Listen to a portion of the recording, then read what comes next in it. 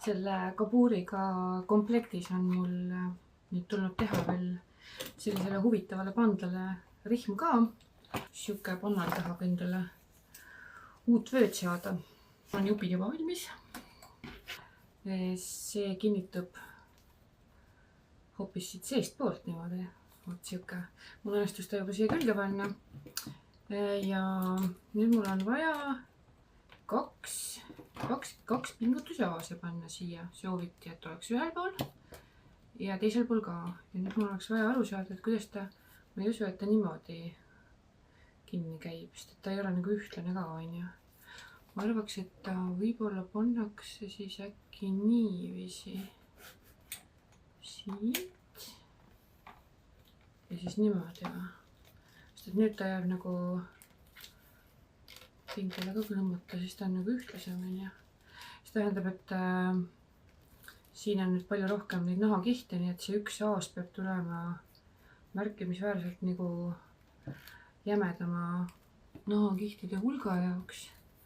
Ja siis alguses mõtlesin, et ei tea, miks seda teist siia vaja on, aga ma arvan, et näiteks kui ta oleks nihutatud siia tahapoole võib-olla, et siis see väga ei töllerdaks sinna, et hoiab nagu kõik asjad trimmis. Aga noh, ühesõnaga see aas siis peab olema siin ilmselt natukene õhema hulga nahakihtide jaoks. Vot, nüüd on siis aasad veel teha ja siis on valmis.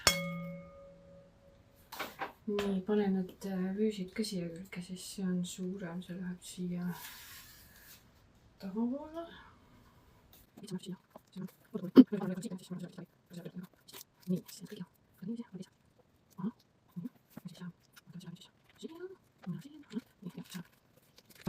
No vot.